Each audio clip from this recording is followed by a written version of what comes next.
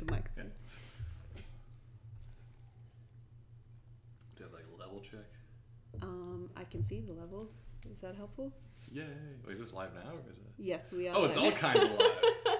Cool. Hi, Manfried fans. Welcome to the live stream. It's me, your best friend, Caitlin, and I'm here with my pal, Steve Shanahan. Say hi. Hello. Thanks for having me. It's so unnatural to be a guest on something. I'm trying to be normal now. Well, yeah, get used to it. We're here for at least an hour. Oh, we could fill an hour. I'm sure we can. We got so many things to talk about. This has been a chock-full week. It hasn't? Hasn't it? Are we allowed to talk about Lord Scoots? Oh, yes. Please talk about Lord Scoot. All right, to give you guys some context, someone had a birthday recently. It was me. I had a birthday. And not to be outdone by any other year, Caitlin has to top herself every year with something new and zany to do. So this year we went back in time. We went back to a simpler age. Yes. We went roller skating. I think most of us, except for like Laurel, none of us have. No, Laurel and Morgan. Yeah. Morgan was telling me about how she used to like roller skate all day, every day when she was a child. She was like a roller skating master. Yeah. I had roller skated like once before when I was about 10. Oh, okay. Yeah. I feel like in my past there may have been like, I'm seeing an image like in an old film, blue plastic roller skates with orange plastic wheels that you like try to use on the grass in the backyard, and they made noises like. That's my only memory of roller skating. So Other than that, so you have roller skated before? Probably not. Okay. I think I dragged roller skates in the lawn. Also, we're joined by the special guest, The Air Show. Oh yes. So in case you're unaware, we're in Toronto, and this long weekend. So the reason that we're streaming on a Monday afternoon is because it's a long weekend here in Toronto. It's Labor Day, and to celebrate Labor Day, the Canadians like to fly jets over their very populated city, which seems like a very safe and reasonable thing to do. Yeah, and it's not distracting at all. Yeah. And they've been flying these jets like all week. It's not just today. Yeah. If you think it's just one day, then you are mistaken. It is like a week's worth of listening to jets fly over the city and wondering when one of them is going to crash into the building that you're in. Yeah, like I had this vision of a Donnie Darko style event where I'm just like lying in bed and an airplane comes through my ceiling and then Mad World starts playing. Yeah. And then that's about all I remember from that movie. And then we may or may not be in an alternate timeline. Yeah, where someone's like, "Did you know the neighbors? No, it's so sad." Yeah. Anyway, so for you at home, if you need a drinking game every time a jet flies by, you know what to do. Yeah. So this weekend, Friday, what day is it today? It's Monday today. Saturday we went to Scooters, Lord Scooters Roller Palace out in Mississauga. Oh my god, it was so perfect. It's exactly what you think the suburbs are like. Yeah. Well, my thing is like I've only filled known with roller skating rinks. When I think of a roller rink, I just remember like an old PSA from like the 70s that was filmed in Toronto. That was all about like, and that's why you don't do drugs. But it was like a half-hour long PSA that mostly was set in a roller rink. Who was watching a half-hour long PSA? Well, because it was like done by an actual like well-known director now. Like oh god, who's the one who did the movie like Videodrome? What's his name? Cronenberg or something like that? Oh, David Cronenberg. It may have been David Cronenberg. It was something like that. It was like a Canadian director made this. That's amazing. And it was like this half-hour long PSA that had nothing to do with drugs until like the very end. But the majority of it was kids hanging out at the roller rink. And this had, not the drug message, the roller rink had an impression on me as a youth. I'm like, I want to do that. Where do you go to do that? And Toronto does not have that anymore. Like, we looked, right? But you grew up like 2 minutes away from where the roller rink is. I didn't know it was there. No, it was there. It was hidden by bushes. They've since made a parking lot, so now you can see it. I had no idea this neon roller skate sign the was neon down roller the street. skate in the sky led us to the hallowed grounds of Scooter's Roller Palace. It was literally 2 minutes from like my high school. But so we went searching. We're like, there got to be one in like Etobicoke or maybe up north, like Markham or something like that. And then we found Scooter's Roller Palace in Mississauga, just like a walk from the Clarkson GO station. Like, literally across a parking lot. It was so Yeah. close. I wasn't even expecting it to be as close as it was. Yeah, so if you're downtown Toronto or on the GO line, it's ridiculously easy to go roller skating these days. And popular. There was so many people there. So many people there. Yeah. Scooting around. There is a culture that we Tearing it up on the roller skating rink. Yeah, dare I say, tearing it up. Like these... There's like a culture I did not know about, like this roller skating world that never died. And people are there, like people are just there on their own, just grooving and like dancing in their own world and skating around. And you're like, man, this is just such like a different, this is like in the movie when the main character's brought into the club of like the alien world and he's like, what's all good? And like you need the other character to guide you through it. I guess Morgan would have been that for us. She was like, stay close, this place is dangerous. It was what's the quote? A hive of scum and villainy. But it was just like a grooving good time. Like there was very, very good. There was fast people, slow people, dancers, newbies, us. It was everyone was there. And like there, and I finally saw what I wanted to see my whole life: a roller skating train. There was like this. I didn't even see the roller. I didn't see fast. The groove train. They were. I fast. missed the groove train. As I've said, they were the express train. They did not stop. They kept going, and you had to keep. And that's why my neck is so sore. I had to keep an eye out for them. I kept twisting to be like, "Where's the train?" No, your neck is sore because you fell. Like, let's just clear that up. It's not because you were being overly cautious. Okay, so this was my first time roller skating, and I'll say I did all right. I didn't fall at all in the rink. Yeah, and that rink was like hard concrete. It was like packed concrete. Yeah, it was pretty dangerous to do that. But I did have a complete. If you can imagine a classic Hanna-Barbera Fred Flintstone slip with the sound woo woo woo woo, I did that right in front of the birthday girl and everybody.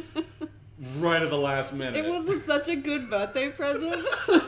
It was probably my favorite birthday present. Oh, there goes the air show. There goes another jet. Time to take a drink. A shot. I'll just be doing water. But yeah, like beyond that, muscle-wise, I'm surprised my knees are all right because usually like skiing and stuff kind of wear you down. But like it was actually, the one thing I will say is I wish like the dude would blow the whistle, then we would change directions because skating left. I agree. The whole time was so heavy on my right leg and hip. I'm just because I'm pretty sure the one time that I went roller skating when I was a child, I remember that they used to change directions, or maybe it was like in the ice skating rink. Yeah. I can't remember. It was a long time ago. So, speaking of birthday presents, my mom sent me a package from Australia of gifts, and in it she had included these Smurf slippers. So they're like little slippers with Smurf heads. Okay. And I pulled them out, and I was like FaceTiming with her, and I was like, oh, Smurf slippers, that's an interesting choice. And she was like, oh yeah, I just remembered how obsessed you were with Smurfs when you were a little kid. And I had this like flashback moment where I like suddenly remembered how deeply in love with the Smurfs I was when I was a small child. I have no idea why, and like I'd completely forgotten. Like I never think about the Smurfs now. You've like never watched any of the movies that came out. I never watched any of the movies. No, I don't. Yeah, like I couldn't even remember any of the Smurfs' names. If you like quizzed they had me. Names? Yeah, they all had names. There was like Papa and the girl. There was like Papa Smurf and Girl Smurf. See? And there was like a Grumpy Smurf, and there was like Gay Smurf. And is there? Yeah, there was one that was like heavily coded gay, and he was like very arty or something. But back in Australia, they had these. There was some promotion at like a gas station where you could go and like collect these little plastic Smurf toys. Oh, I think everyone in the world had those. Yeah. So my mom was telling me about how one birthday when I was a small child, they spent like half a day driving to all these gas stations to find this one like hallowed Smurf toy. I feel like that was such a different time. Like gas stations were fun to go to. Because I remember getting these like Mickey Mouse cups. I think they were from like a gas station, either like Shell or Esso or something. And each was like, you may have seen like this imagery at like Disney World stuff where they have like 5-6 eras of Mickey like drawing the next one. And it starts with like Steamboat Willie being like, "Whoa!" And then it leads to like Mickey wearing like a corn top hat, and it leads to the Magic Mickey from Fantasia to now and stuff. Ooh. And like each cup had a different Mickey, and we had them all until as kids we broke all of them. Yeah, obviously. Because that's what you do with cups. Glasses from from a gas station are very fickle. Easy to break. You can break them with your teeth if you bit them too hard. They were practically made out of air. Yeah. I feel like gas stations were like airplanes back in the day when it was an event to go to. Like Right. people would dress up to fill up their car. It's because gas was so cheap that you only needed to go like once a month to fill up the tank. So you bring the kids, you bring grandpa. It's like, we're going to the gas station. Get lunch. I don't know. Yeah, well, there'd be like a roller burger place next to it where they come out with this tray and the roller skates. Like an A&W would be there. Now we gotta find that. Now that we've done the roller rink. You know, there was a place like that back in Australia that my dad used to go to because all of these guys that had these fancy old timey cars would gather there on like a Saturday They're night. showing off their cars. They had their like Chevys and stuff. Yeah. But I actually don't know if they came out on roller skates. I wouldn't be surprised if they did. I know people still do like the show off your car parking lot thing all over. Like my friends would be like, yeah, everyone's hanging out at Tim Hortons and showing off their cars. That's what you do on a Friday night. Yeah. Like, cool. I remember doing that too. When I didn't have a car worth showing off. I had a really crappy car. Right, but at least you can hang out, right? Yeah, my friends used to go like McDonald's parking lot. Woo! Yeah. Shout out to McDonald's parking lot. I guess I never had that life because I never had a car. I didn't actually learn to drive until later because I just never found a need to drive or because like my job was like bikeable or walkable, so I was never like, I need the freedom, I need a car. It just never came up until I'm like, I guess I should learn. Yeah. Teen spirit. Well, like the only reason that I learned how to drive was because everyone told me that I was bad at it, and I was like, I'll show them. Wait, and then I got did you have a license at the time, or like? No, but like my mom had taken me out to like for like a driving lesson or whatever, and after one lesson, she was like, "You'll never drive. You're so bad." And I was like, "Well, hang on a minute. Yeah. Calm down. Just give it a chance." And so I went and got my driver's license, and everyone was right. I'm a terrible driver, and I hate driving, but I can do it if I need to, and I will. Yeah. And I'll do it despite people. If somebody's like, you can't drive, I'll be like, driver's license says otherwise. Mm-hmm. Get in the car, loser. We're going roller skating. Pick a god and pray. Yeah. We're going. I'm driving a convertible. I could see it useful though. Like we've talked about the novelty of having a car for like vacation's sake, and I still think that's kind of I would never own a car because like, why would you? You can rent cars, they're pretty cheap, and it's like, there goes the air show. Yeah, I can't imagine why anyone owns a car. Yeah. I mean, I live in the city within walking distance to my job, so there is no reason for me to have a car. Yeah. Like, and it's just like the amount of rage people build from just like, you know, the commuter life of just being stuck in traffic. There goes the jet ticket. There's another. We're gonna have to get some beers. Yeah, we're gonna kill our listeners with this air show drinking games. But I don't know, like I don't see one in my future, but you know, there's always that idea. Like I just remember one time driving out to a cottage of some sort and like going through like roving hills and there's like no other cars on the road. Or driving like the highways in LA on a quiet day and there's just like 6 lanes completely empty and I'm like, yeah, this is driving. And like Daft Punk was on the radio and it was like, this is the song of the summer, get lucky, get lucky. I'm like, oh man. So that's like my romanticized version of driving, but then the real life driving is like, oh, we gotta go to the Walmart, get in the car. None of those like Gene commercials where people like put their hands out the windows to feel the wheat fields as the fireflies are in the sky. Yeah, and also guitar like music. as romantic as it sounds to like drive a car through the countryside, literally every single person that drives a car in the countryside is a fucking psychopath.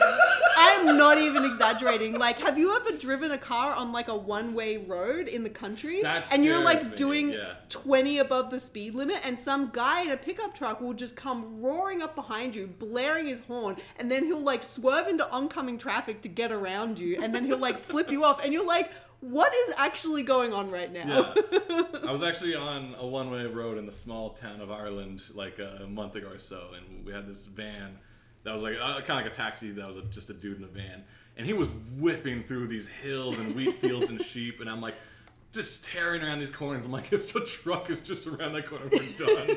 But the sights are beautiful. Yeah, like, you think people that drive in the city have road rage? Like, you have not been driving in the country, because it's like, first of all, where are you going in such a rush? Like, do those cows really need you that Yeah, the desperately? corn maze will be open for another hour. There's no rush.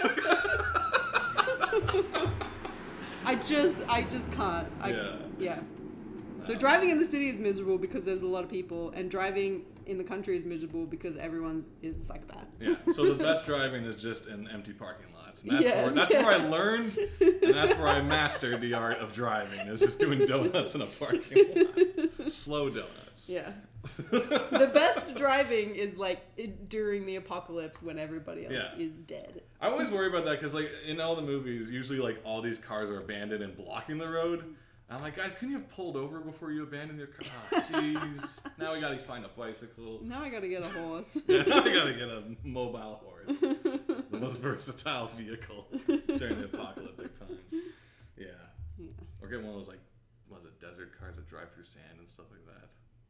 I don't know where you do that in Canada, but do we have deserts in Canada?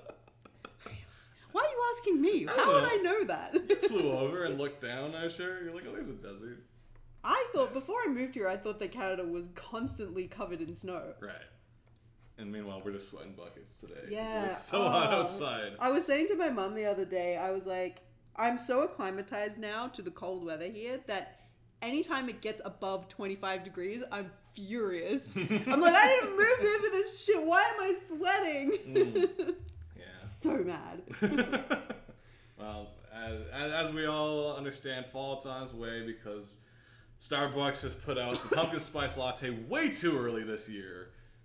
They jumped ahead by a month, so welcome to fall. They're just trying to, like, appease the gods of fall and make them come to us. So Starbucks is doing us all a service. They're trying to end summer early. They're trying to end summer early, which, like, sakes. thank God, please. Yeah, I'm sick of these shorts. I'm sick of seeing people's legs. Done with this. Yeah, I want to wear my flannels, my long sleeves. I bought a whole other bag from Uniqlo, ready to go. I have a new shirt for every day of the month. Steve's ready for fall. I'm so ready for fall. I can't wait. Fall's like that 50-50. Like, I can still bike. Whoop, there we go again. There's another one. I can still bike to work and stuff, but once it starts getting cold, that's when, like, the breathing starts to burn because the cold hurts. Yeah. People buying masks and stuff, and I'm like, I don't even bother with that. My ears get really sore if I'm, like, riding and the wind whipping past them is too cold. Oh, okay. Yeah, I get, like, really bad headaches and stuff. Damn. It's brutal. Yeah. So I'm not the type of person who winterproofs his bicycles. Yeah, I'm not that crazy. Yeah, ended early. I'm trying to think if there's anything else to do in the summer left, because we've done a mini beach brunch. That's right. Yeah. We've gone paddle boating. That was very nice. We've gone roller skating. What's left to do of summer?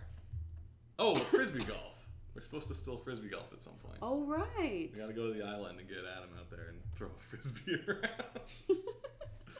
I'm not gonna organize that because I don't have a frisbee golf set or the equipment.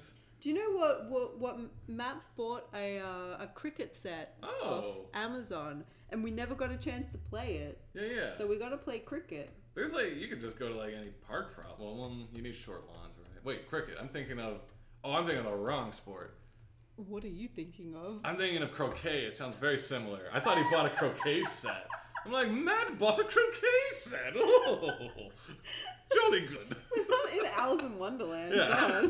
I'm not gonna lie. I have done a croquet day. I do it all. I live dangerously. How did you did you just buy? Did you buy a croquet set? Is that what happened? I think my folks bought one years ago because they just had a Your parents had a croquet set? Yeah, of course they did. I don't know why I said of course they did, but they just did. Whose parents didn't have a croquet set? I grew up with a croquet set. I thought every child had a croquet set. It just seemed normal to me. So one day I brought it downtown when I had a place that had a really large backyard once.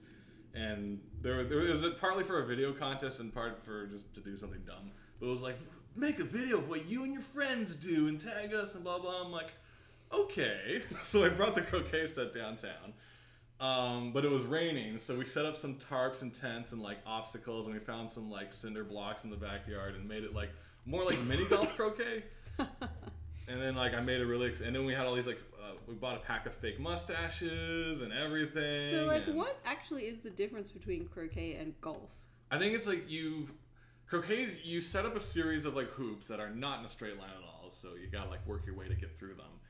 Then you have to like hit a pole and then go all the way back and like hit the other pole, and it's the worst. It's just it's what it is. It's one of those lawn sports. Yeah, very different from cricket. Completely different sport entirely. There's no sticky wicket, or that's all I know about cricket. The sticky wicket? And bowling and Yep. It's like baseball, but you run back and forth. Yeah. It's like baseball, but you run. I mean, like, I gotta admit, I am completely the wrong person to tell you about the rules of cricket. Oh. Because I also do not know how to play cricket. That's why we gotta do it before summer ends. Yeah. All right, let's make that our final end of summer party, since we've celebrated the end of summer like 5 times already. Well, next week we're drinking all the forbidden beer. Ooh. So maybe we should go down to the park when we're all drunk on forbidden beer and then play some cricket. That sounds like the perfect condition. Because all the words will make as much sense. You gotta bowl it overhand like that. Yeah. But it's supposed to bounce. It's supposed to bounce, and then the person you don't swing the cricket bat like a baseball bat. Yeah. You like kind of like knock it from the ground. Uh-huh. So this is my expert explanation of cricket.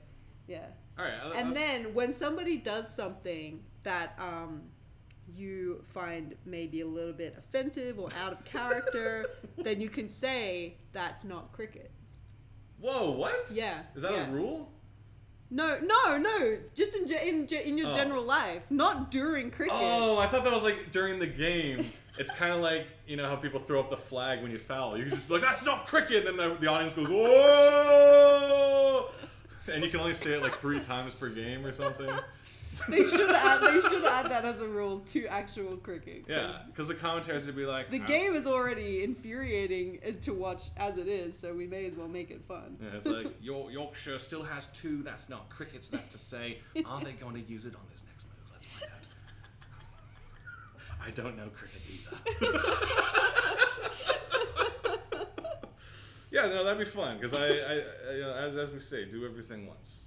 Play every lawn sport once. Yeah, is our rule. that's a general rule for a good and fulfilling life. Also, since this is a creative show podcast, for all you writers out there, do everything once at least, because I wrote so many dumb ideas based on roller skating just from that one trip. Oh, really? Yeah, I have a little like notepad thing on my phone where I just write take jokes. me through some of them. No, well, I'm not going to give them all away now, but a lot of them involve the train.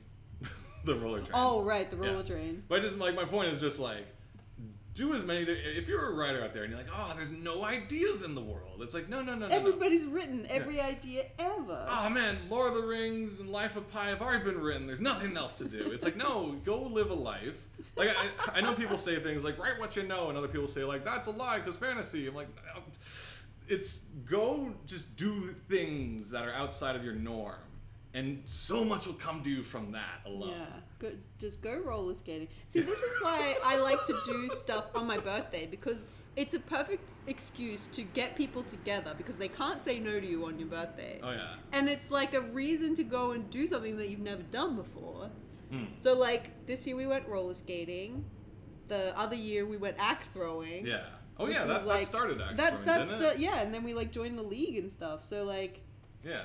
I like to be a bit of a like fun pioneer on my birthday.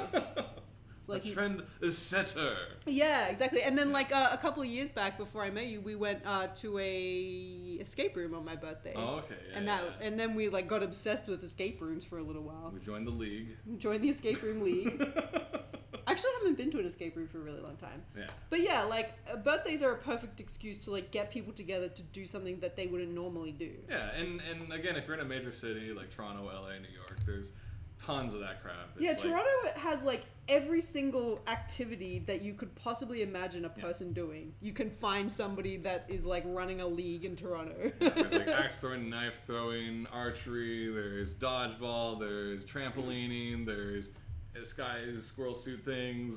That's why I love this city so much. And like, it's kind of hard to explain to people that don't live here. And it's like, when people come to visit, they're like, what do you do in Toronto? You're like, I don't know, like, let's go to a bar. Toronto's not really a tourist city because you know, they have the CN Tower, they have the island and whatever, but it's not like New York. Yeah. But it's a great city to live in because there's just like so many random things that you can find, like maybe like 10 minutes out of the city or whatever. Yeah. Hey, if you want name a random TV show and you need a trivia night for that, we got you covered. Yeah, there's a Frasier trivia night tonight probably somewhere if we looked hard enough. And be like, what's Frasier's brother's name? Like, oh, Niles. It's probably harder than that. But. I would hope that it's harder than that. I think. Maybe like, what is the name of the dog that played Eddie in season 3 or something like that? How many dogs played Eddie? What happened to the third one? What happened to the third one? Like, extra points. Bonus points if you know what happened. Yeah. Like, he became addicted to cocaine.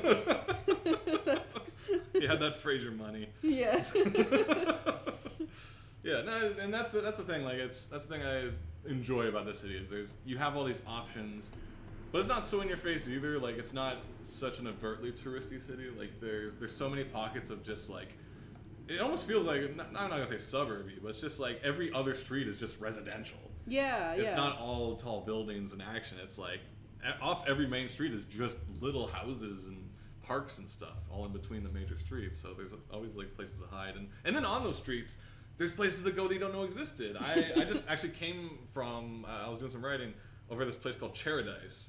Charadise? I think it's called Charizard when I look at it. But it's called like Charadise. Charizard, yeah. And it's just on oh gosh, it is Baldwin, which is like east of Chinatown, Spadina.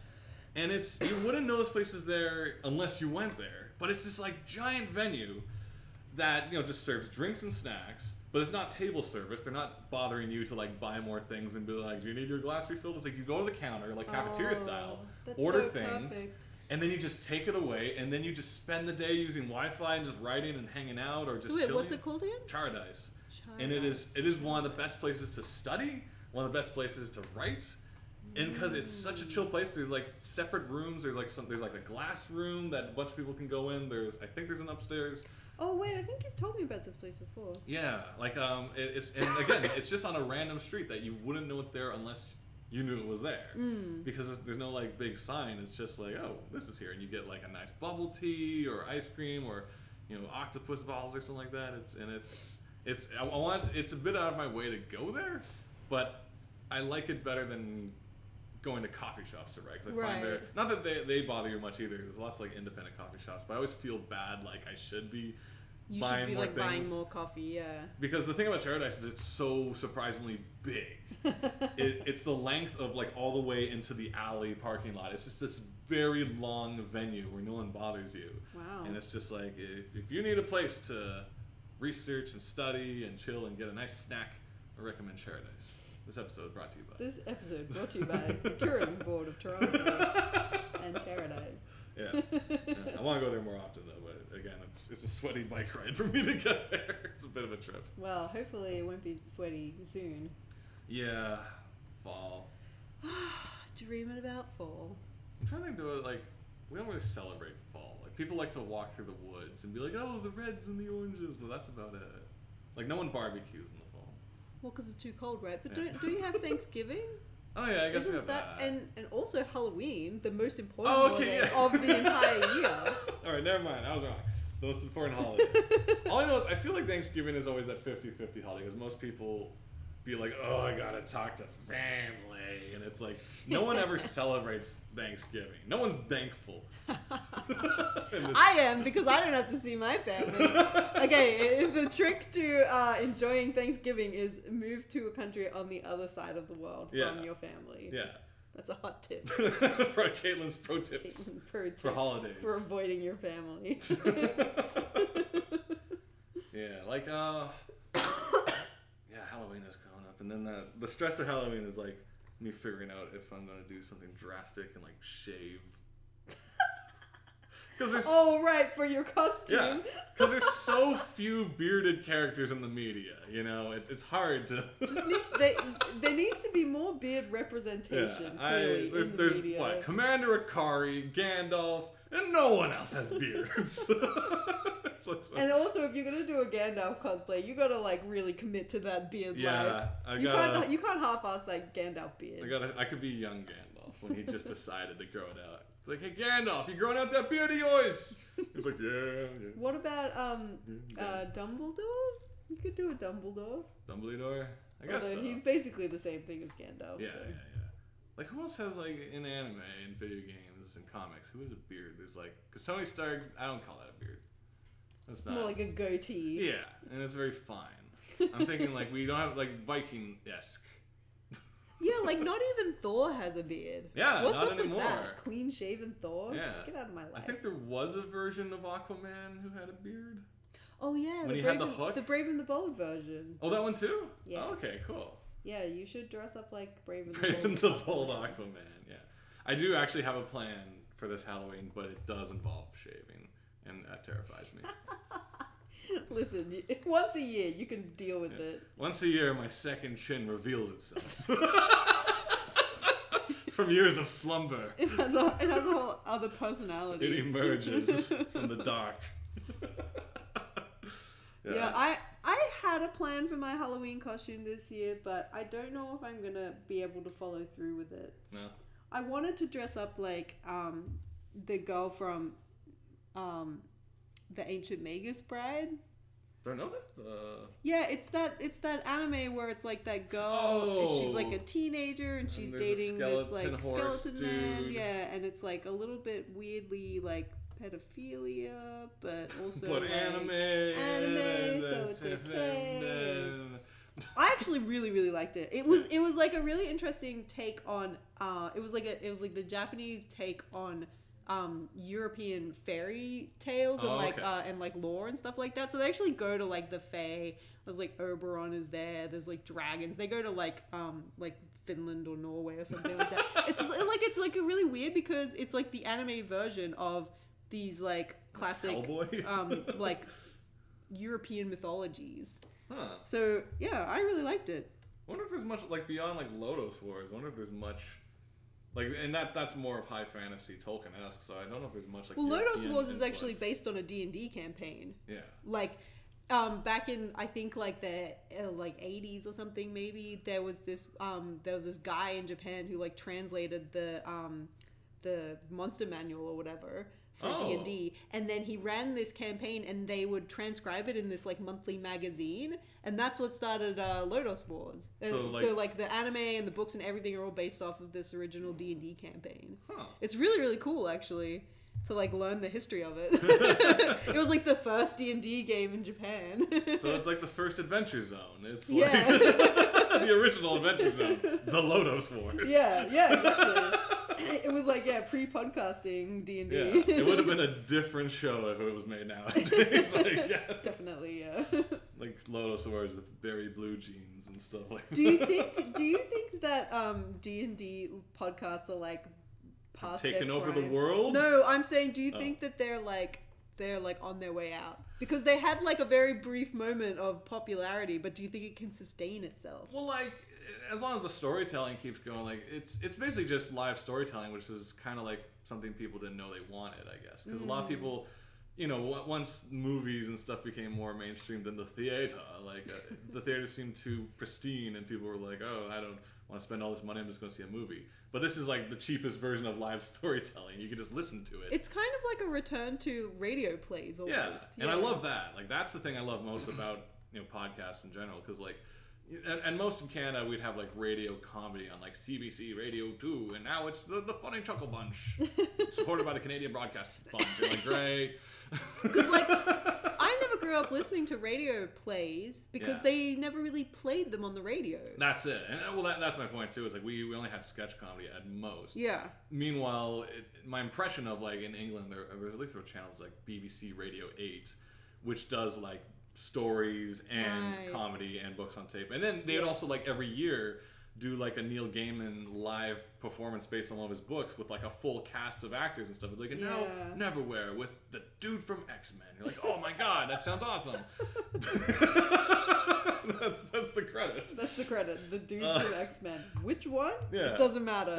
The British one. Like, okay. But like, and that's probably where like I grew up on British radio plays myself, on like, you know, the Monty Python stuff and the Goon Show, and then even just books on tapes kind of told with more character, like you know, Douglas Adams reading Hitchhiker's Guide and stuff. Yeah.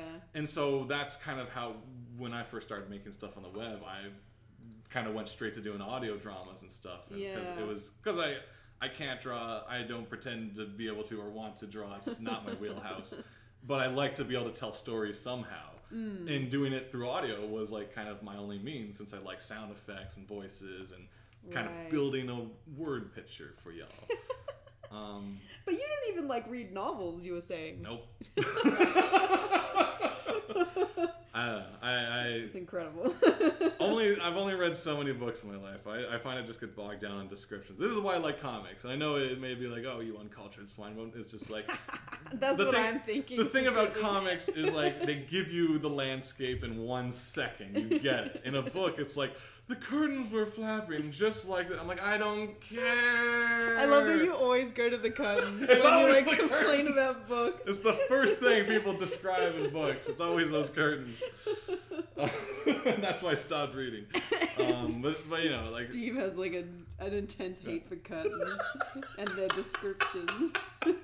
Yeah, it's I don't know. It's like someone's too excited to world build. I'm like, dude, let me experience the world through your characters, not like by you telling me how great it looks and, you know. Sounds like you were just reading very bad books. Maybe. I don't know. I did read like Harry Potter as a kid was the first book which actually grabbed me, and because just something about the flow of her writing just kept me going. And also like the one thing I always appreciate about novels that is missing from other mediums is narrative humor. Right. How, and then another, going back to Douglas Adams, did the same thing. How like the narrative descriptions are as funny as things that the characters say. Yeah. But you will not have those like at all in, you know, the movie version. Or, right. Yeah. Yeah. Because you can't really translate that. Yeah. And so to circle back, we're talking about having people really enjoying live D&D now. You know, granted it's more improv compared to like a written novel or a radio play, but it's like it's nice that people have like accepted it and want it and like love it to the amount they do. Like what Critical Role had some finale that everyone was losing over, and yeah, Matt listens to Critical Role. I never really got into it. I listened to the Adventure Zone, but I haven't been listening to the new one because I don't know. I feel like I'm kind of over it, which is why I wonder if other people are feeling like they're kind of over it. Well, like, is everyone over like deep crime drama podcasts? Or I think that they've had their day. What was Serial the beginning and Serial end for was everyone? The beginning, and then they did that like Making a Murderer show on Netflix, and like I don't know. I feel like crime, like and like there are still people who listen to crime drama, obviously, but they were the people that were listening to it even before Serial. They're the ones solving these crimes. Yeah, it's not like the bandwagon thing. So then what's next then? Like what's next for audio podcasting trends? Because like we've had, every comedian has their own podcast. You've listened to shows that have come and gone to like what was it, Internet Explorer cast or what was it? I love Internet Explorer. It's my favorite podcast of all time. Is it still going or is it over? Or? Apparently they released a new episode today, but like it's very intermittent now. But like that, I just love. I love podcasts that are about the internet. Yeah. And like the weird shit that happens on the internet. Yes, no, and stuff. Yeah. yeah. I love Reply All. I love Internet Explorer. But also, like, I just love the two people that host Internet Explorer because it feels like you're just hanging out with some, like, funny friends. well, that was it. They're like my BFFs. That was the core of all these podcasts is, like, you feel so... And that's also kind of the scary part. Like, you feel you know these people because you've heard their life stories, but you've never actually met them. Yeah. So when a fan meets them, and it's like, oh, I know all the characters from your show, and the characters are real people. It's like, oh, my favorite character is your friend this person. It's like, he's not a character, he's actually human. He's a guy. He's a person, he has a family. But it's that weird thing, because it's as much as, you know, you love a show, you're into these people's lives so deep that you know everything about it, even though you're a complete stranger. But it's like you're happy to, you know, chat and have a knee and stuff. But it's always just I think that like there are so few people now that I would like get like truly starstruck over if I met them. Yeah. But honestly, I feel like if I met Katie Notopoulos, I would probably die. I'd be like, oh. I recently, to speak about starstruck, I recently met Frank Oz. Oh, that's right. Of the Muppets and the Star Warses. Tell me your Frank Oz story. It's very brief because I'm an awkward person when it comes to meeting Frank Oz's. It was I went to I didn't know, but the second last performance of In and of Itself. This it's hard to describe. It's basically like a one-man show. Dude's a magician, and he's telling a story interwoven with his magic. So it's not necessarily a straight-up magic show. It's very like narrative-driven. And in the beginning, like there's this wall of descriptors that the audience all picks one. It says things like "I am a." And it'll be like flight attendant or philanthropist or mother. It'll just be like random descriptors, and some are like hilarious and some are normal.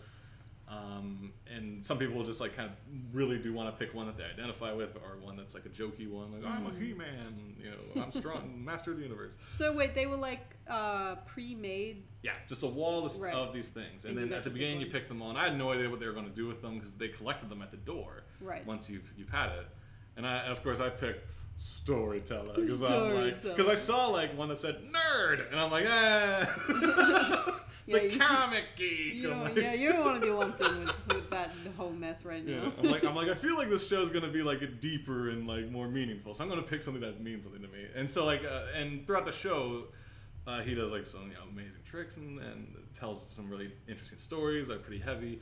And then at the end, he's like, everyone who like picked up a tag that you identify with, stand and remain standing. And then he eyeballed every person in the audience and told them what they picked. So did he do that to you? He did it one by one, and throughout the whole lineup, I'm thinking like, these plants, and then he looks at me and goes, a storyteller, and I'm like, and the music's all emotional, and then you sit down if he's right, and everyone sits down. And the coolest part was sometimes he wouldn't even say exactly what they said. He'd like look at a woman and be like, congratulations, and she's like,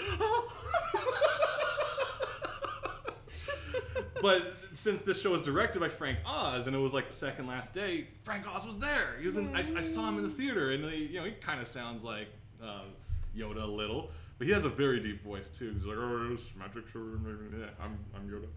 Well, none of that happened. He didn't say that. But, sure, he did. So, but I saw him in like the pre-show bar area, and I'm like, "Oh, that's Frank Oz." I'm like, I gotta. Like, I don't want to fan. Did you like recognize him?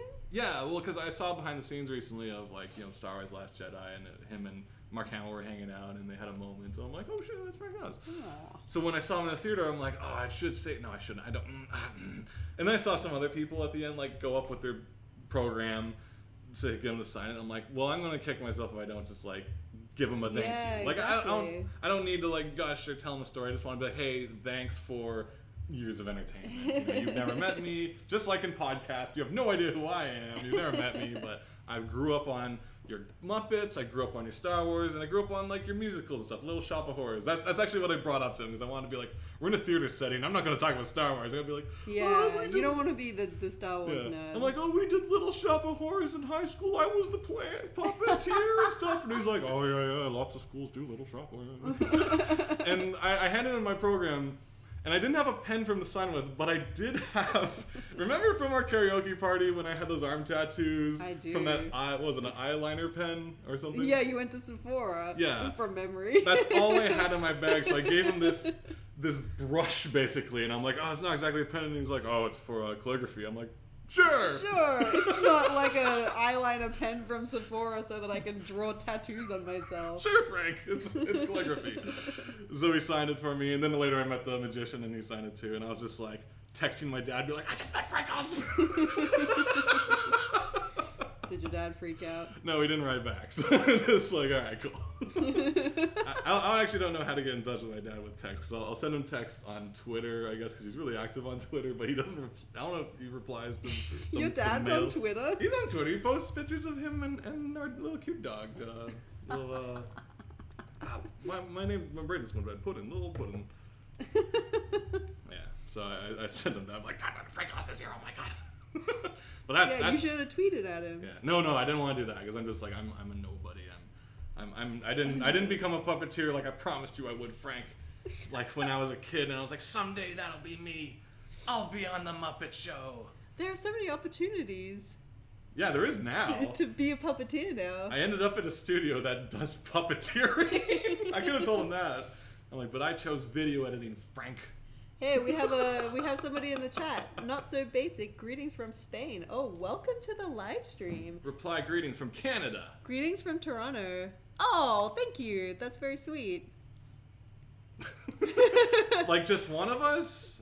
I love you, Caitlin? Me, obviously. Why would they love you? Well, like sometimes you just meet someone new and you get a connection. You just feel it, the smolder, or the, I don't know, what is it called?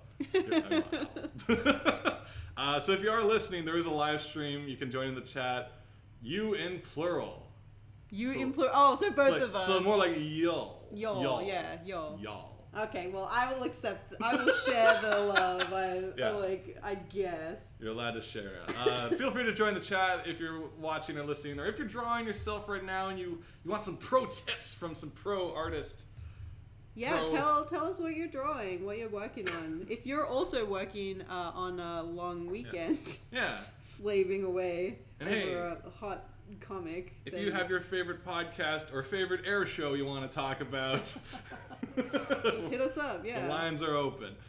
Anyway, that's my most recent moronic starstruck story. I feel like I keep screwing it up. Like I meet like Brian Lee O'Malley and I screw it up, and I meet this person I screwed up. So I decided never to meet famous people again. You're never gonna screw it up again. It's like you never miss a ball you don't swing for, right? So don't swing for any ball. 100% success rate of missing. Isn't that the same? All right, Steve, since you're a storyteller, why don't you tell us a story? Like make up one? Or tell me one that you already know. Oh, you mean like a fable? Like an Aesop fable? Like a tale. Well, there was once upon a time... Spin me a yarn. Here's a classic Aesop fable. Once upon a time, a dog had a bone, and he was walking over a bridge. You gotta tell it like that. Okay, yeah, keep going. And then was it a dark and stormy night? It was it was clear and sunny. And the dog was happy, and he had a bone. As he moved his legs across the bridge, he looked below the bridge where there was water.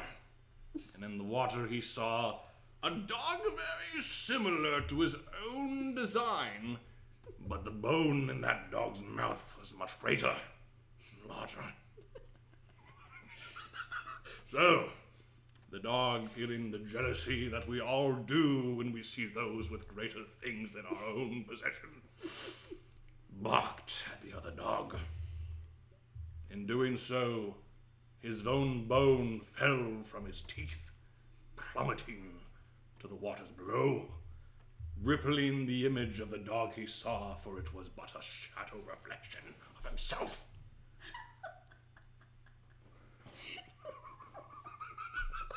I'm sorry, keep going. The moral of that story is... keep your bone in your mouth. I don't know. This is Aesop's Fables. It's a classic tale. I could feel how old you were getting as you were telling that story. I could physically feel time passing. And this is what podcasts are for, I feel. It's the age of storytelling is still upon us. And we can all learn a thing or two from the cautionary tales, which in the end we're all listen to your parents or you'll die. That's basically how all the stories went back in the day. Don't walk through the woods on your own. Don't go in the woods or you'll get the dead. So Not So Basic asks, when did you start to make comics? Steve, when did you start to make comics? If you want to go way, way back, I think I first started drawing, the only time I ever drew my own comics was right after I saw Sailor Moon for the first time. Oh, very inspirational. Because it was, in my history, I think it's one of the most influential things I ever saw, because it changed media for me, because it was so different from everything we had. Because everything we had animated at the time was either comedy, animals, or action. Yeah. In the sense of a G.I. Joe or a Biker Mice from Mars or Ninja Turtles. But Sailor Moon was so different in its cast and the voice and the look and the music and the characters and the scenarios. And everything about it was so interesting. So I'm like, I gotta make my own comic now. It's kind of like this. And so wait, you were watching the cartoon or you were reading the comic? No, it was just on TV. It just showed up. Like this was before I knew anime was a thing. Like was because in we grew up and there was anime on TV at the time. Like there would have been like Speed Racer and like Battle of the Planets, Astro Boy, Samurai Pizza Cats, as it was called here anyway. Classic. But I never knew it was from anywhere. I just was like, oh, cartoons. Yeah.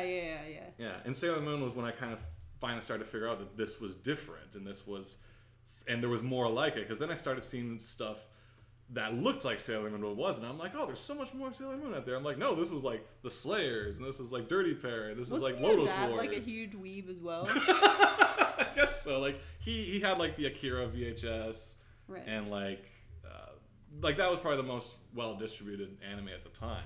Would have been Akira, but we would have been a little too young to actually watch that at the time until later, when we could finally watch a dude get shot up on a highway and be like, Jesus, cartoons are different over there.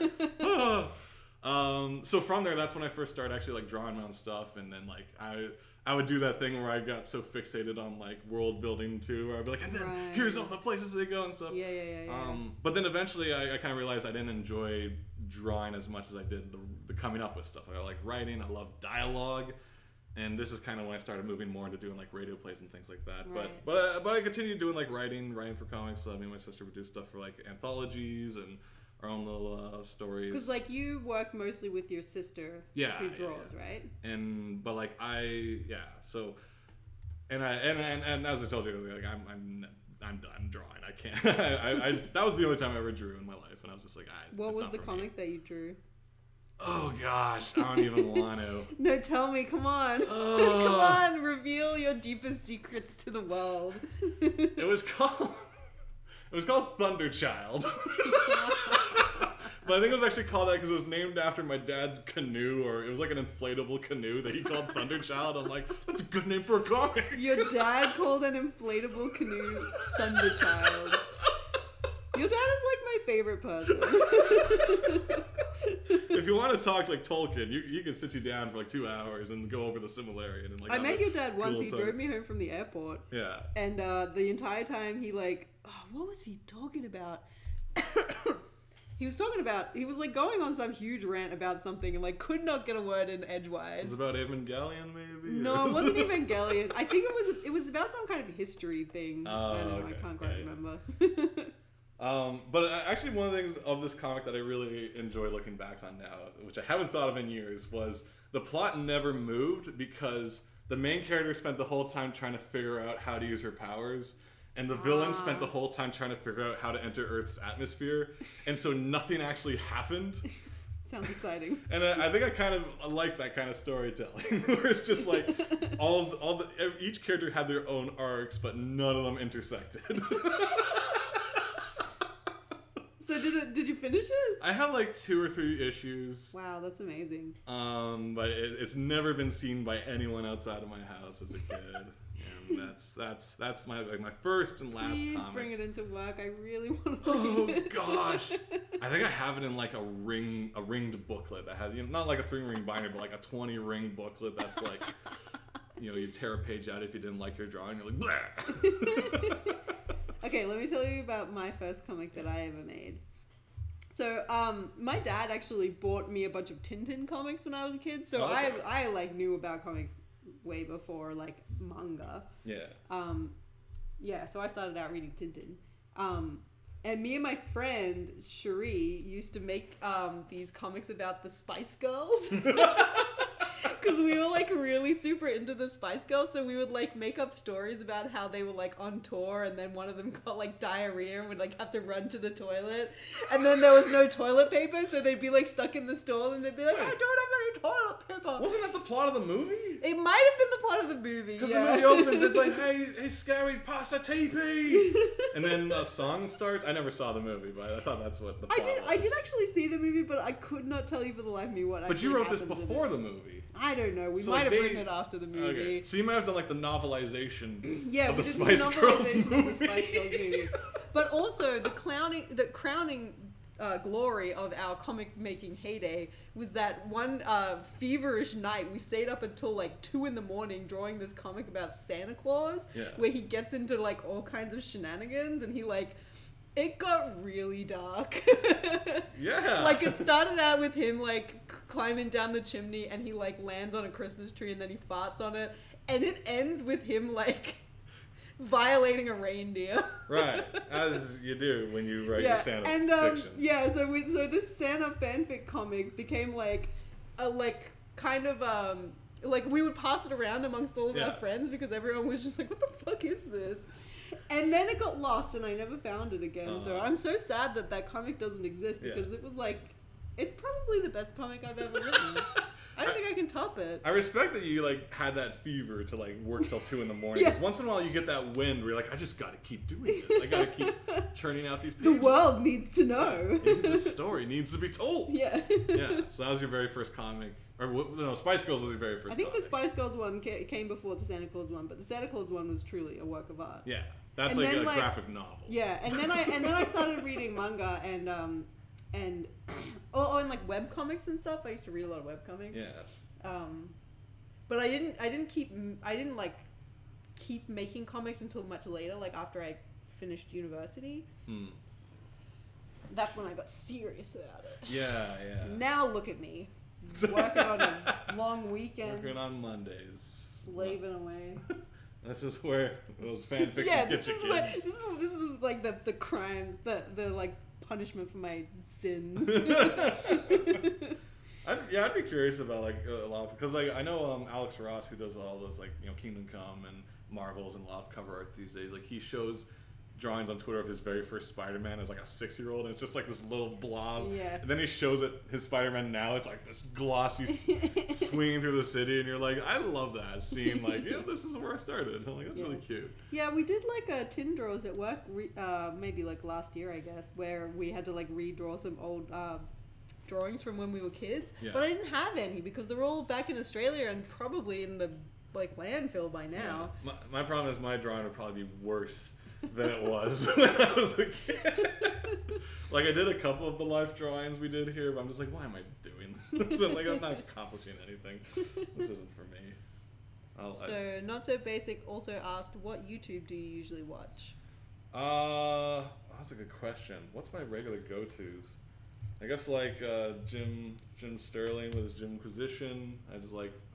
Generally my favorite kind of YouTube is people like going into histories of things and explaining like even like video games or movies I've never watched. If they're a long series, I'll be like, just give me the summary. They'll be like, I don't need to play every Silent Hill, just tell me the plot. I don't need just the scary so that's I tend to look for like summaries of or like how things are made, like histories of things. So that's what that Jim... No, he doesn't do that at all. But okay. I was just thinking beyond individual YouTube celebrities. I'm like, if I'm going... also, I watch a lot of, like, over-table cooking shows on Twitter. Oh, right. It's like Tasty and Taste Made. I love that stuff. That's where I get half of my, like, recipes. Yeah. I like watching sort of those, like, edutainment videos. Like, Kurzgesagt, they do those animated ones. They're really cute. Yeah. And CGP Grey is really good. Oh yeah, CGP Grey is great. Really good. I also love Ask a Mortician. Yeah, she's like the like death positive girl. She like vlogs about being a mortician and stuff. It's really cool. Yeah. Also like a lot of the movie description stuff like Lindsay Ellis, like Jenny Nicholson and stuff like that. And what's that other guy's name? Mikey? Oh yeah, Movies with Mikey. He's one of those people where like as soon as you see a new video up, you're like, stop everything. I gotta watch the latest Movies with Mikey. Yeah, he's definitely in that category for me. So that'd be because I feel like I was more involved when like back in 2008 when YouTube was kind of just getting its feet. That's when I was more involved in watching individuals. Because YouTube was more just vlogging at the time, but now it's like everything's more produced and essay-like and stuff. So I don't tend to really watch vlogs anymore, but I do like. There's another guy. What's his name? He's like this Irish guy, or he's English. I forget. He does like horror film stuff. Oh. And I'm sorry that I forget his name because he's really enjoyable. And when I was doing all those late nights here, I just played every one of his videos. And he recently did one on like Event Horizon and stuff, and. Because I'm like, I'm not going to watch these scary movies, but I'll be happy for you to tell me the plots. And then I watch a lot of like, it's not conspiracy theory, but it's like theories of media where people try to decode meanings of like certain things. Like there's that series, Don't Hug Me, I'm Scared, which is great to watch on its own.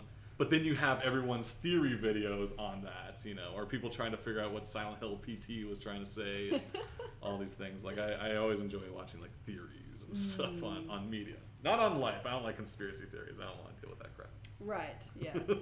Yeah. I actually didn't really watch much YouTube until I started working here. Yeah. That's the thing I really noticed at one of my last studios was everyone's second monitor had like Game Grumps on it. Oh, really? It's just they just want to listen to something going on. Yeah, yeah. I never really got into like Let's Plays as a concept.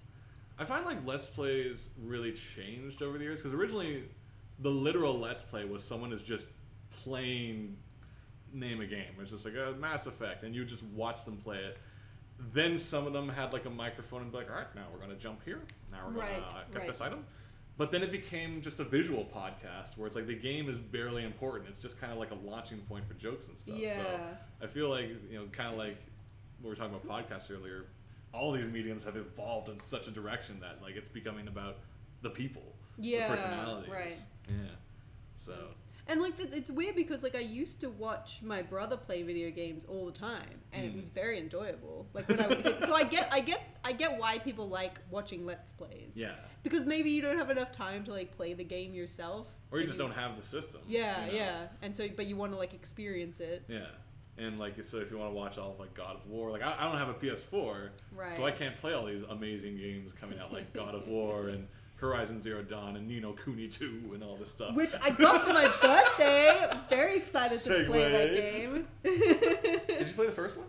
No, but it's beautiful. Is it? Well, because like I heard that the second one was the better one. Like I would hope so. I would hope they improved on any of the downsides of the first one. But like one of my favorite parts of the first one was like one of the it's basically like an RPG with a huge Pokemon side to it because you collect monsters and they like fight for you. But you can also give them snacks. Ooh. And the snacks are all individually drawn as like parfaits and ice creams and chocolates. And it's like you want to go to each region to get the better snacks. And I'm like, is there like a cooking minigame? Not really. I don't. Is there?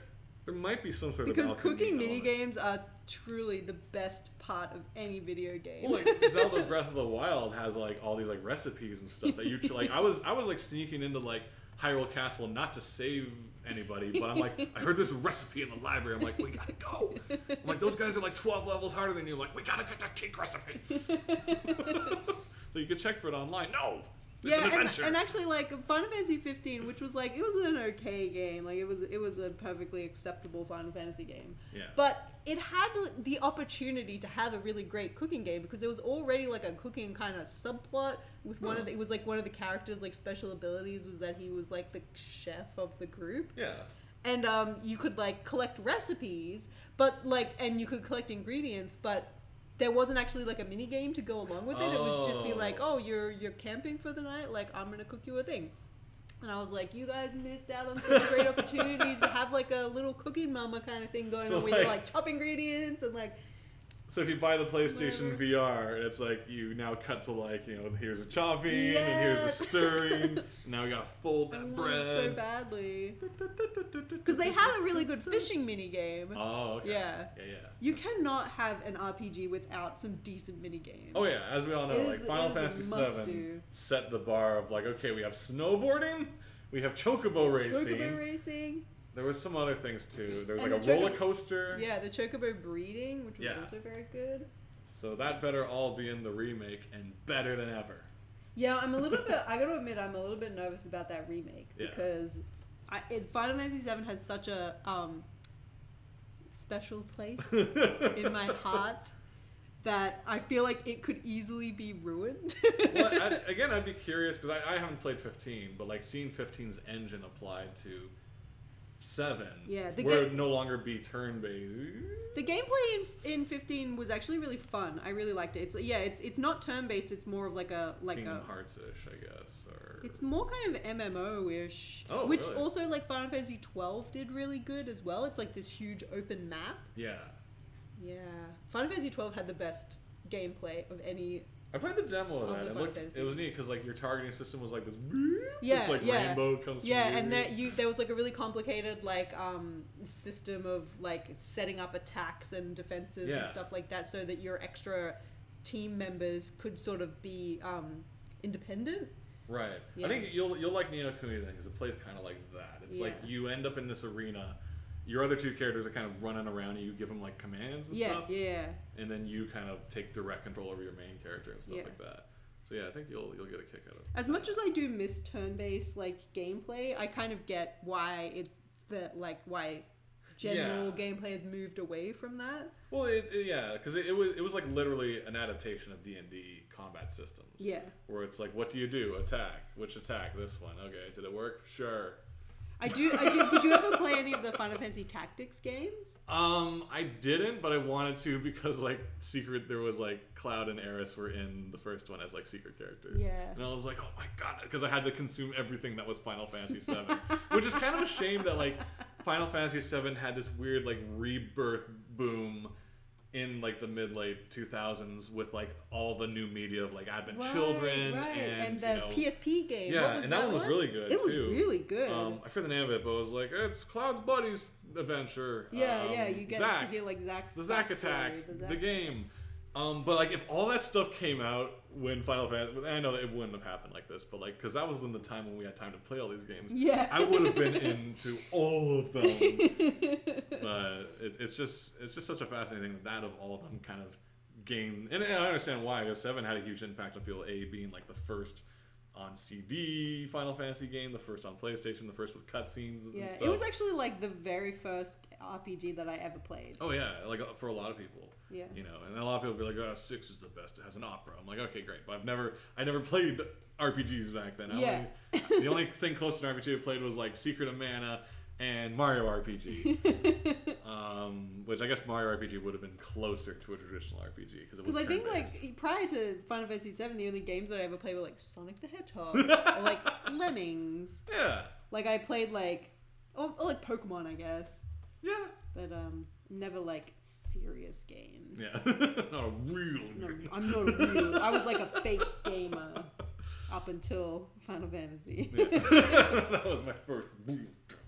Also now I like barely ever play video games because I don't have time for that. I have to be doing this instead. Yeah. Now once you've done this, it'll be all Ni no Kuni all the time. Yes. You so too good. Can collect cakes. I will. I plan to. Foxy Red joined us with a couple thumbs up. Hey, Foxy Red, how's it going? Thanks for joining us. Also, if you're watching, feel free to join the chat and you can steer this conversation in any direction. Because we have nothing planned. If you would like another story, please request one. Steve apparently is full of them. Apparently I'm full of Aesop's fables. Except you just gave me a flashback of this weird... My folks always had like books on tapes and stuff because they worked out of the house doing like mascot costume making and stuff. And so they'd have like... My dad would have a lot of like sci-fi things like... oh gosh, what's that... the robot law of robotics. Who's that guy?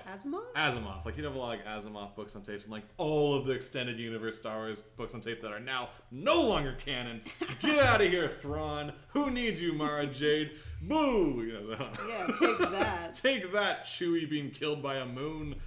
All have gone. What? That's like the best way to die. That was one of the... I'd never heard the story, but it sounded like the funniest thing ever because I could just picture it cinematically. Anyway, the point is, we had a lot of books on tape, but we also had like crazy like fables and things. Like there was one that was like Don DeLuise reads Peter Rabbit. He's like, "Hey everybody, it's me." You know, if you ever watch like Five Foot Goes West, the guy who played Tiger, he's like, "It's me, Don DeLuise. Here's Peter Rabbit." I'm like, this is weird. And someone was like playing a flute, but. There's a lot to unpack in my childhood. But there was one tape I heard that was like old fables, but they're all like those horrible fables that didn't even have a moral. It was like the story. I'll try to retell it, not in that voice because I got to think.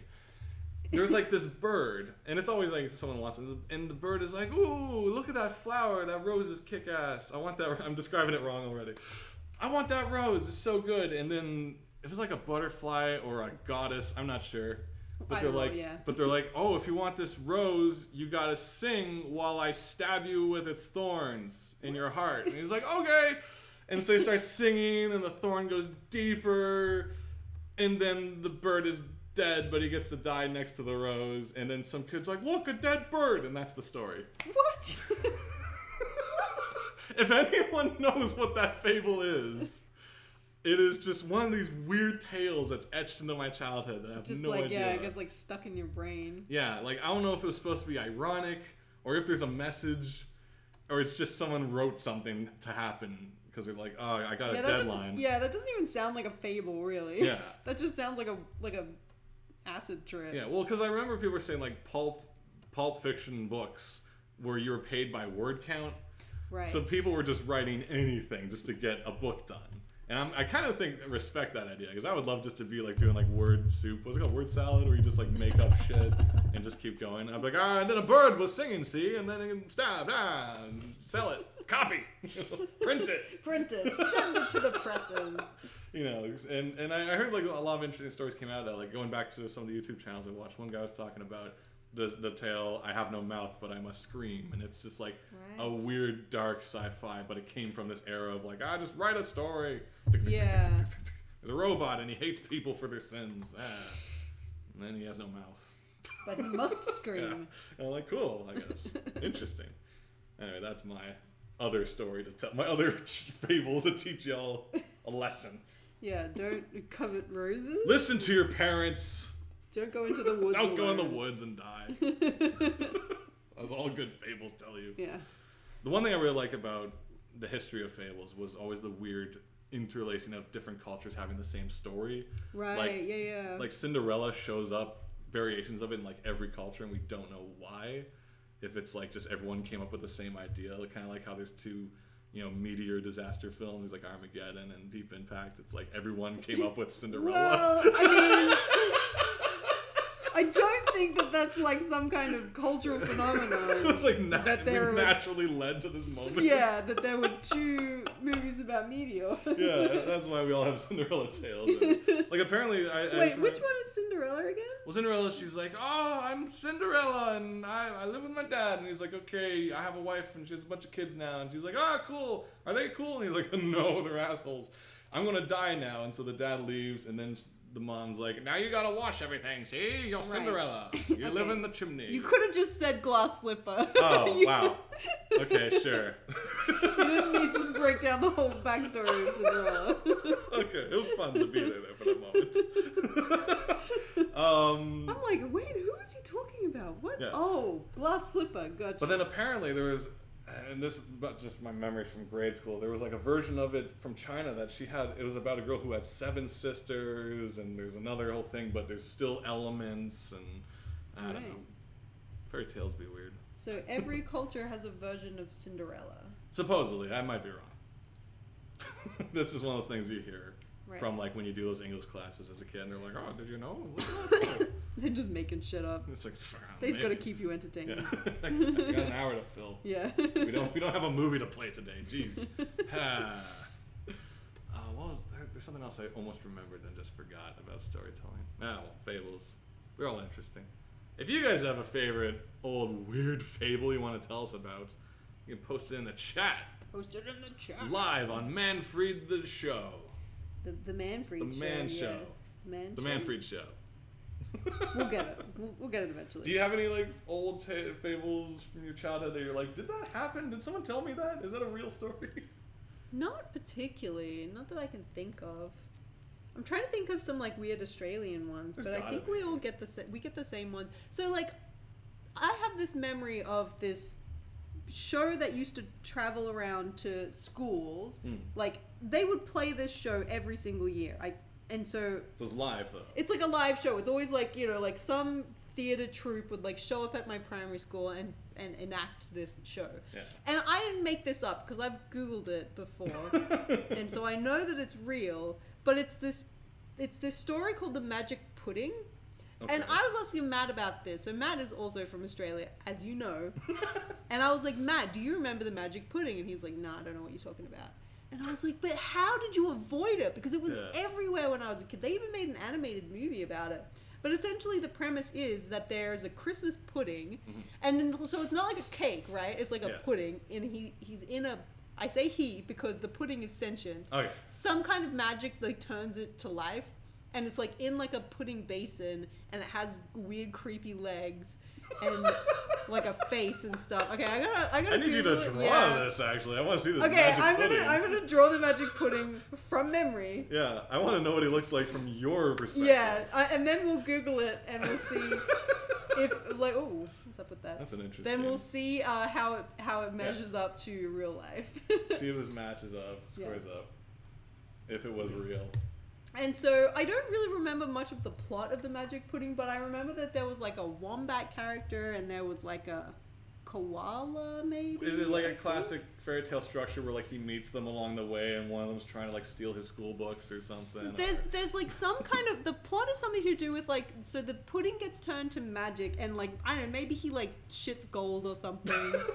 Because like there's like, because there's some kind of... That old Christmas tale. Yeah. There's some kind of villain that's like after him. I'll get the gold shitting pudding for myself. Yeah, so the pudding is like trying to escape from these like villainous characters. Yeah. So this I'll sell him to the circus.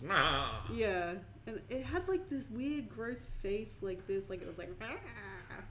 Wait, is that like a bowl? This is like the pudding basin on his head. So he's flipped upside down. So he's flipped upside down, and then he has like these weird long legs like this. He's got like hands that come out like this. He's a horrible creature. He's like, I'm running away. Why am I alive? Merry Christmas! And then there's like a wombat. Maybe the wombat is like the bad guy, so he's like chasing him, like, come back. How did they perform this live? I think that there were puppets involved. Okay. Oh my god. I want this as your Christmas card this year. Merry Christmas from the gold shitting pudding. Yeah, there's like a wombat and like a koala. Oh my god. That's amazing. And now I gotta draw the koala because I'm already this deep in. Yeah. So and they're all just chasing him. And there's some kind of chase where like they're trying to catch the pudding. Yeah. For themselves. What do koalas look like? Fuck. They're kind of like a big mouse, aren't they? They're like a big with a weird. Come back here, pudding. And was the villain a human or were they all animals? No, they were all animals except for the pudding. Yeah. Okay. So I'm sure that there were other animals. There was like probably like a, I don't know, like I feel like there's toad or something. Yeah, I feel like there's a bit of a gingerbread man story in here somewhere. Yeah. Because the gingerbread man comes to life and then the alligator or the beaver, what was it? It was something that's like, I'm sinking. You might want to get closer to my face. And he eats him. And the moral is don't go to the woods. Okay, no. Okay, I've just remembered a fable from my childhood, which is, it was actually like an Aboriginal tale. And, yeah, close the door because someone's vacuuming upstairs. So this is like an Aboriginal story, and it's about this toad that he like drinks all of the water in the land. Oh. And so he like drinks up all the oceans and he drinks up all the lakes and the rivers and everything, and he's like this big swollen toad filled with water. Right. And then all the animals start to like die because there's no water. And they're like, how do we get this toad to like give us back the water? And so they're like trying all this stuff. They like try and tickle him and they try and, I don't know, like convince him to like spew up all the water, but he's just like, nah, mate. No. He's like, nah, mate, I've got the water. I'm good. Yeah. And I think eventually the conclusion to the fable is that the magpie makes him laugh. No, not the magpie, the kookaburra. Of course, the kookaburra has like the laughing call. Yeah, it sounds a bit like a monkey. So that was one. I don't know. I've never heard that before. That's a cool and story. So then the kookaburra tells him a joke or something, and then he starts laughing, and then all the okay, I got a good one. Why did the toad cross the road? Yeah, and so then the toad starts laughing, and then all the water comes spewing up out of him, and then we had the oceans. And then there were the oceans and stuff. Okay, so I'm gonna Google. I need to see what this magic pudding actually looks like. Look at that! I was pretty fucking close. Okay. It's even worse. It's even worse than what you did. Oh my god. Okay, I'm just gonna get this up on the stream. Alright, we're gonna brace yourselves, folks. Yourself. If you're not from Australia, you don't know what you're gonna have coming. Why can I? Hang on. You just copy and paste it into Photoshop, maybe, or that'd be easier. Okay, here we go. So Click that horrible one. This one. There, see, he's got like a Yay! really weird, gross face. Oh, and there was a person in it apparently, and a penguin. Of course. What the hell? The magic pudding. Okay, but yeah, look at these guys. There's like a wombat and a Oh wow, koala. they're dapper. They might be the bad guys now that. This feels more like Mr. Toad, like a kind of very awkwardly dapper. That Okay, one's yeah, and very so, modern. So they made an animated movie. Why does it look even worse? Look, it's got Hugo Weaving, Oh, Jeffrey shit. Rush, Wait, who? Sam Neill, Tony Wait, Collette, wait. Is that order of like appearance? Like who did Sam Neill play the pudding? and John Cleese. I think. Dude. Okay, so IMDb right now. okay. I need to know if Sam Neill played a magic Christmas pudding. I think Sam Neill probably played the koala. Or like the narrator or something. I'm gonna take a wild guess and say that Sam Neill played the koala. Was like the pudding an unknown? He was like, and introducing No. as the magic pudding. I think because I have seen this movie, I know that I have, and I think that maybe John Oh, God. Cleese I hate his played the face magic so much. pudding. Yeah, isn't it awful? And look at his weird gangly legs. Alright, hold on. Sam Neill plays Sam, okay? Cool. He played himself. No, I think that's probably maybe that's the old man. Hugo Weaving played Bill Barnacle. John Cleese There played you the go. magic pudding, John Albert, Cleese, yeah. of course. Jeffrey Rush, Bunyip Bluegum. Holy, this is a stacked cast. Yeah, tell me about it. Tony Collette, Meg Bluegum. Of course. Anyway, We have to get a copy of this. We're gonna Do they have sell it in Canada? On a movie Amazon. night. Amazon's Christmas special. Is it a Christmas movie? It is a Christmas movie, yes. Okay. I think. Cool. I'm pretty sure that they used to come at Christmas time. It might just be an all seasons pudding. Like it wasn't specific to Christmas. Because like the gingerbread man's not Okay, necessarily. so Sam Neill played the old dude from the look of it. It's an interesting style. It's kind of like deformed. He's got this giant head. Yeah, very dapper. Yeah. It is a very Mr. Toad kind of feel, where the animals all wear clothes. Peter Rabbit, all that. Jeffrey Rush played Bunyip Bluegum. Oh wait, they're the same pictures. Oh, so it must be the koala. Maybe. And there's a penguin. Yeah, I don't know who the penguin is. All right. Anyway, so there is. There it is. There's a little taste of my Culture. childhood. Yeah, my culture. That's Christmas in Australia with the magic pudding played by John Cleese. I don't even want the plot summary. I want to find out by watching and piece it together. I'm gonna save this drawing. I got it pretty close, to be fair. I just want you to post it on Twitter and see if anyone knows what you're talking about. I'll be like, name this movie. Yeah, and you get a free pudding. Well, that's childhood backstory storytellings right there. Yeah, That's childhood story time. Is this me or like do a lot of British cartoons are weird? Like it's Do a lot of British cartoons are weird. like I don't know, you whenever tell you me, man. whenever you watch them, they're all like voiced over by like these very properly spoken people, and the art style is very like smoky and paper cut-outy, and it's like everyone's kind of like mumbling. It's all like there was this series I used to always watch. It was called like Vampire Duck or Quackpire or I don't know. It was like some Vampire Duck show. Doctor Quackpire. Duckpire Vamp Quack. I don't know. But like all the voices were all like, it's like everyone's kind of grumbling, and it's not. Have you ever met a British person before? I think I did a couple times. But like every cast member is like, it's time. Like everyone's kind of like whispering, like they're recording in a room where someone's sleeping and they don't want to bother them. Yeah, it's like that one room in the BBC Yeah. with the audio booth. And like the security guards like snoring, like we don't want to wake him. We're doing this cartoon on the sly. He's like, oh, you're a vampire, I'm a duck. I'm like, what is going on? Does anyone else know what I'm talking about? No, you're insane. It's like in that era where everyone's like, duck cartoons are hot. Let's make one. Yeah, that classic era. Yeah. The duck cartoon era. Yeah. Well, like, you know, all animators out of Sheridan learn how to, like, draw a talking duck. Because, like, that... Well, because that was the test. It's like, you gotta draw a muzzle, you gotta draw a beak, and you gotta draw some other mouth because that's like all you're gonna do for the rest of your life. Right, because they were training people to work at Disney. Yeah, and then Cartoon Network showed up. Like, hey, guess what? Fun. And then it's like, ah, crap. We were learning the wrong things. Now everybody's a furry. Yeah. Thanks so much, Sheridan. Thanks, Sheridan. That's how it all started. Yeah, I keep like trying to figure out the history of that. Everyone's like, it all started with Robin Hood. That guy was hot.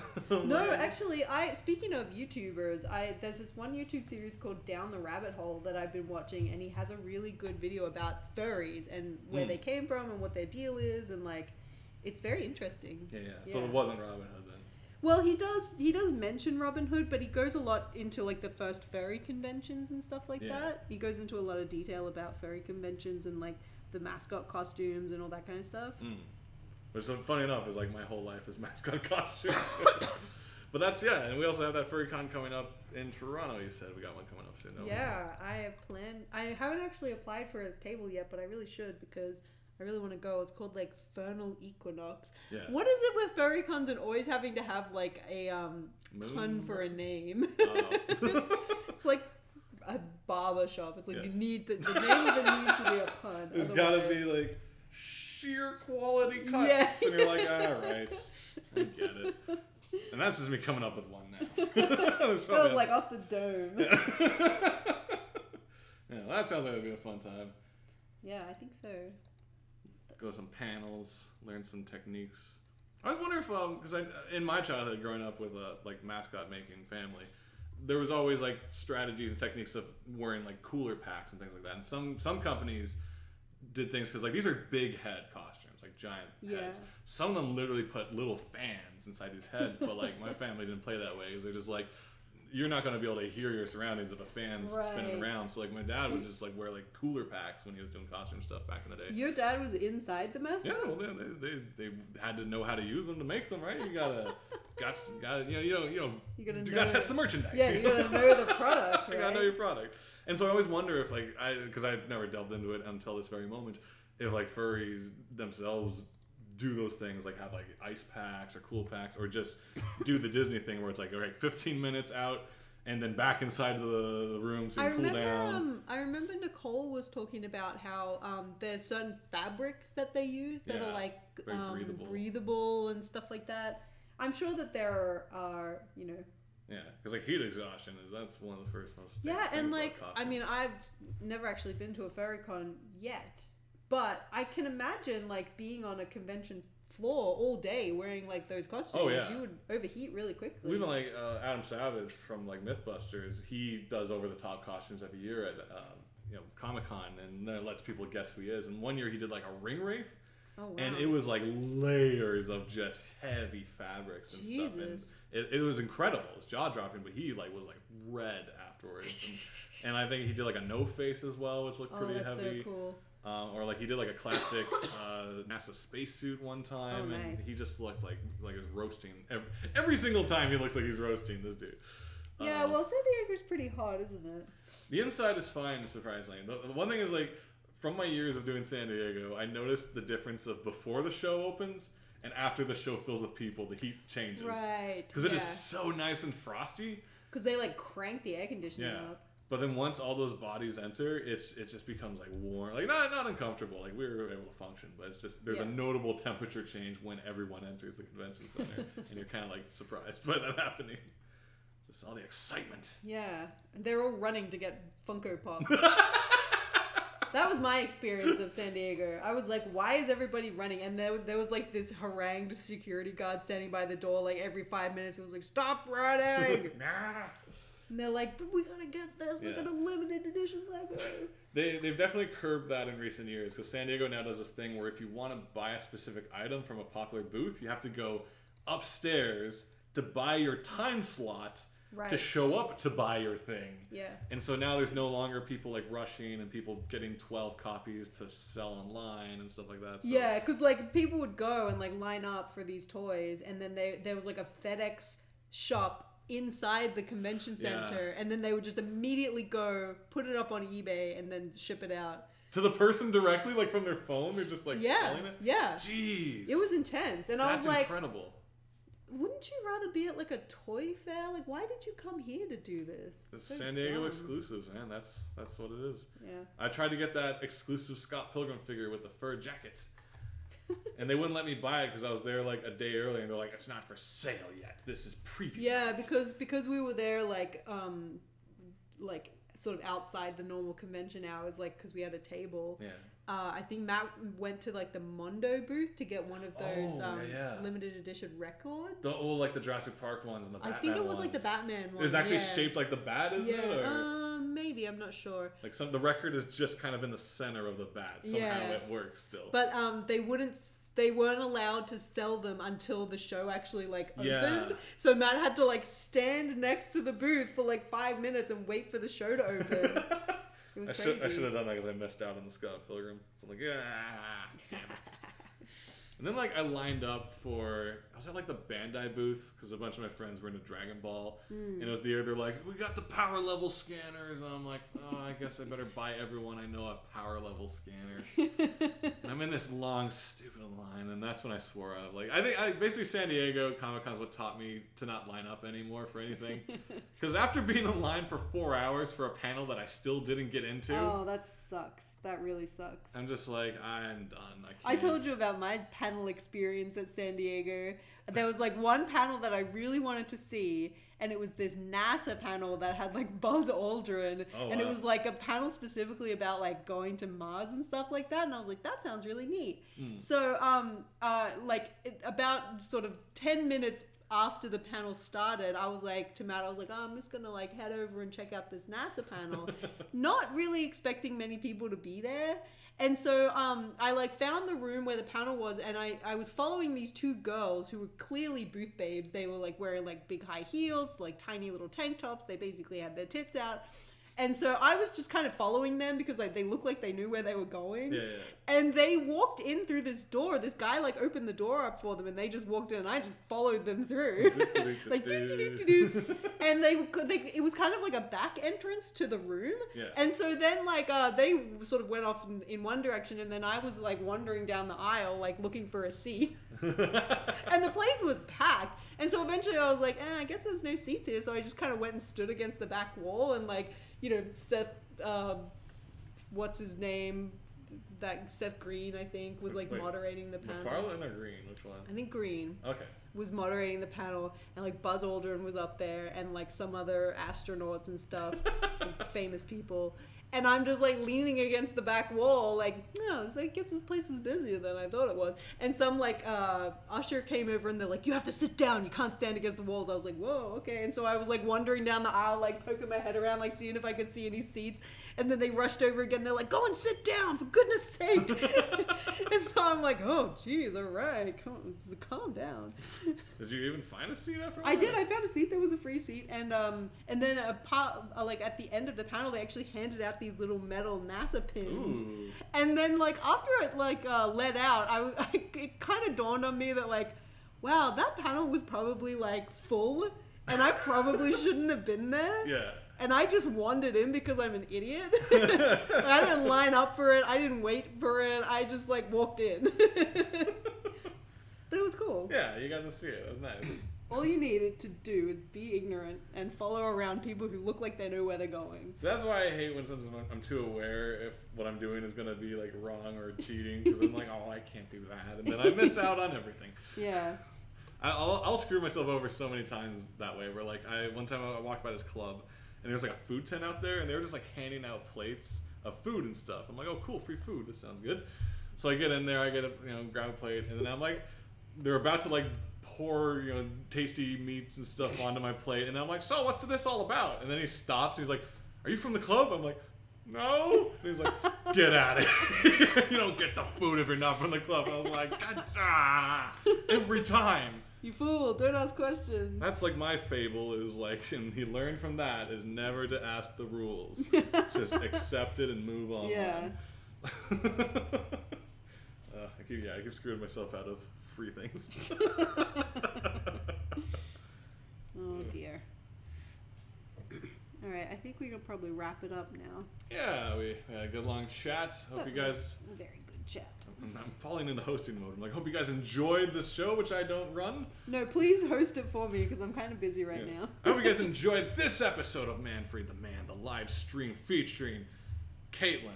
That's and me. starring her as well. It's her show. It's my show. Special guest me, Steve, or Shaggy, depending on how you know me or where from. Steve, where can people find you? I'm mostly on Twitter. A lot of people think it's a horrible place, but I haven't ran into too many of them yet myself. So those are the people who are yelling at things. One guy tried to start something with me recently, which is interesting. About what? I was up in the York region, and I was talking about like, oh, if you want to see some silly shops, you got to go up to York Mills area. And he's like, that's not York Mills, that's whatever streets. And I was like, what? Okay. And then I looked at a map, and that street was like in the York Mills region. And then I looked back at his message, and he already deleted it. So I was like, all right. Well, that was very short-lived. So don't start beef with me on Twitter, because you'll have to correct yourself and show yourself out. Apparently. He owned himself, yeah. He self-owned. I didn't even do anything. I was just like, all right. But you can find me on Twitter at Shaggy Shanahan. I kind of just retweet food videos. Yeah. And sometimes I tweet silly things I've been doing once in a while. Beyond that, I write stuff, comics, I edit videos. You can find that stuff there. Yes. Shaggy Shanahan Find it at all Twitter. on Twitter. Beyond that, there's like other websites, but they're all a web of... It's a rabbit hole you don't need to go down just yet. And you have a YouTube channel. I do. It's not very active, though. It's also Shaggy Shan. Everything I do is branded Shaggy Shan right now. So if you want to find me, that's... Go and watch Steve's old videos on Please YouTube. don't. Please I should take them all off. No, don't take them down. For goodness sake. They're from a different time. We're going to preserve the internet and whatnot. I was young. I didn't know what I was doing. Things were simpler back then. It was a simpler time, yeah. We were just like, what's YouTube? I could put my face on the screen and talk to a world that loves me. That's my experience with YouTube right now. I like doing the live stuff. The live things are fun. So maybe down the road there might be some other live things coming up. Keep an eye out for that. Where can we find you outside of this channel? Outside of Manfried the Man, you can find me on Twitter at Caitlin D Major, and also on Instagram, I guess. No, don't look at me on Instagram. I never post anything there. Just follow Manfried the Man. That's the important thing. Yeah. And anyway, thanks everybody for tuning in. I hope you guys had a good time. Have a good Monday evening. We'll see you next week. Back to school for the rest of you. Yeah. Go learn. Go learn some stuff.